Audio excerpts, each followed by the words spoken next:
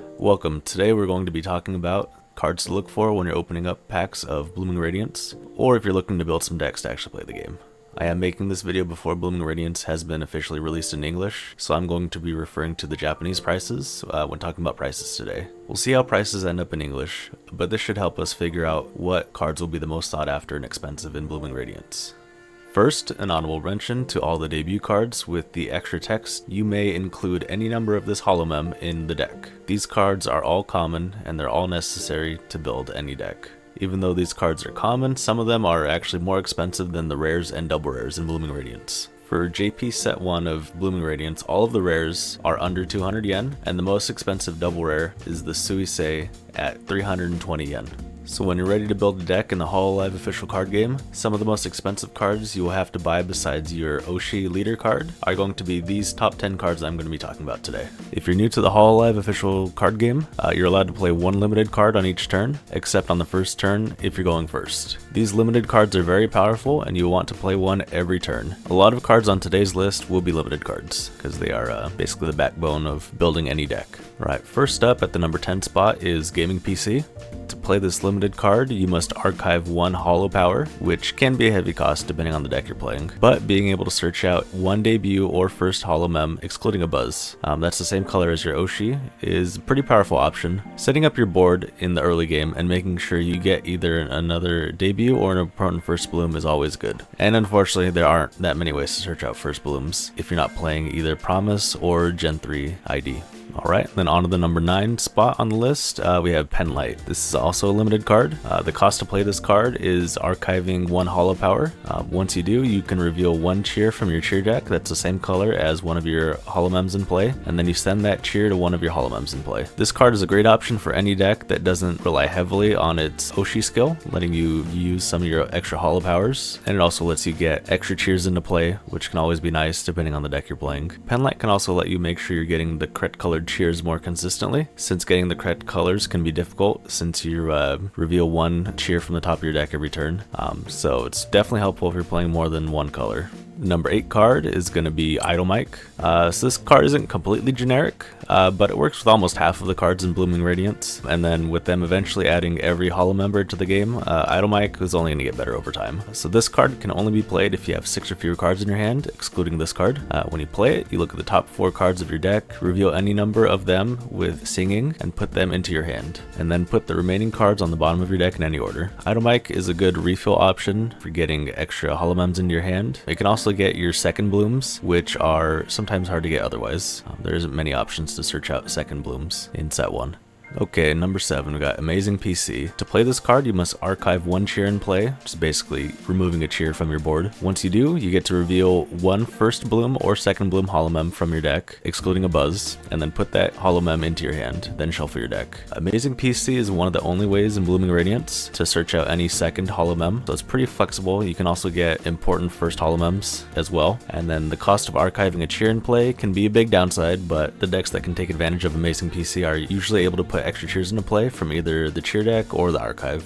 Also, Amazing PC is only available in the Azki and Sora starter deck. You can't pull it in Blooming Radiance. So actually, 4 of the 10 cards on this list are going to be only in the Azki and Sora starter deck. So it's going to be pretty important to pick up 2 copies of the Azki and Sora starter deck if you want to have enough cards to build a deck and play the game. Alright, and then at number 6 is Sub PC, another card that is only available in the Sora and Azki starter deck. When you play this card, you get to look at the top 5 cards of your deck, reveal one limited support card, and then put that card into your hand. And then the remaining cards go on the bottom of your deck in any order. This is the first card on the list that isn't a limited card, but it does help your deck's consistency. This card acts as extra copies of your best limited cards, and will help dig 5 cards deep into your deck for a limited card if you don't have one in your hand already. Not much more to say about this card. It's really good, helps your consistency. Make sure you don't have hands with no supporter cards, more draw supports. You're always going to want to play one every turn. And then the number 5 slot is going to go to Stone Axe. This is a common card in Blooming Radiance. The Holomem with this tool attached gets plus 20 to its arts, meaning you can do an extra 20 damage. It's really good for picking up some extra KOs. And then after the Holomem with this tool attached uses an art, that Holomem takes 10 special damage. So it's a little bit of a trade-off. 10 extra damage now, hit yourself for 10. It does also say if this is attached to a first bloom or later Aki Rosenthal, it gains the following effect once per turn. When this Holomem with this tool attached has their HP restored, draw a card from your deck. You can mostly ignore this effect about being attached to Aki Rosenthal. You're mostly just wanting it for the extra 20 damage boost, which can be the difference between taking a knockout and letting your opponent's Holomem stick around for another turn. And then if we look at the Japanese prices right now, Stone Axe is also the most expensive common or uncommon in Japanese Blooming Radiance. It's currently sold out on the website that I'm using to check prices. It's sold out at 1,480 yen, which is pretty high for a common. One of the reasons the price is so high on this card is because it has not had a reprint since set 1. Japanese is currently just released set 4. We'll see if it ever gets a reprint, maybe in set 5. So this is a list of the top 10 cards that go in every deck, but honestly the first 6 cards that I talked about don't go in every single deck, but these last 4 cards will pretty much go in every single deck that you want to make, while we only have Blooming Radiance and the Sora Azki starter deck. Alright, and then at the number 4 spot, we're going to have Manager-chan. This is a limited card that can only be played if you have at least one other card in your hand. When you play it, you shuffle your hand back into your deck, then you draw 5 cards from your deck. Manager-chan is a pretty amazing card, lets you aggressively play out your whole hand, keep 1 card in hand, play Mana-chan, refill back up to 5, and then keep going. This is another card that you will only be able to get in the Sora and Azki starter deck. You get 3 copies, so you definitely want to make sure you get at least 2 of the start decks to get a full playset. Alright, so the number 3 spot is going to be So, That Makes You My Enemy. This limited card lets you switch your opponent's center Holomem with one of their back Holomem. If you're familiar with playing the Pokemon TCG, then this card effect sounds pretty familiar to you. This card effect is a staple in Pokemon, and it's a staple in the Hololive official card game as well. This card is very useful for taking important knockouts at any point in the game. Maybe your opponent has a weakened Holomem in the back row that you can knock out, pull up to their center, allows you to get your lost knockout for a game. Your opponent could also have an important Holomem in their back row that they're trying to save for later. You can take the initiative, pull it up front, and deal with it right away. Overall, I believe this card will win you many games and will always be a staple in every deck, unless it somehow gets power crept later. We'll see.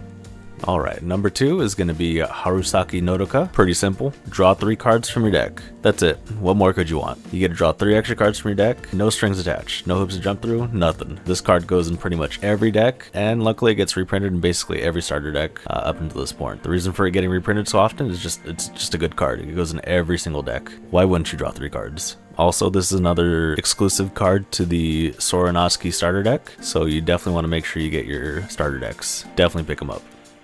Right, and then finally, number 1 card that will go in every single Hololive official card game deck in Blooming Radiance, that's going to be Normal PC. This common card was the most sought after card on Japanese release of Blooming Radiance. It was really expensive, but luckily we're getting 2 copies in the Sora and Azki starter deck, so hopefully that should keep prices lower than Japanese release.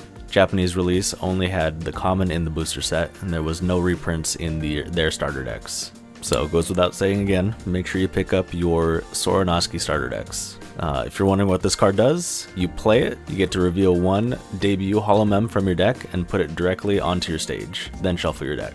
Normal PC is really good since it allows you to get the perfect debut Holomem for the situation. It's especially helpful if you're playing more than 1 Holomem like the Promise deck, where you will be playing Mume, Iris, and Crony most of the time, or if you're playing any debut Holomems with really good collab effects, such as this Kanata debut card. And then just overall, normal PC, it's going to be going in pretty much every deck you're going to be playing in set 1 Blooming Radiance.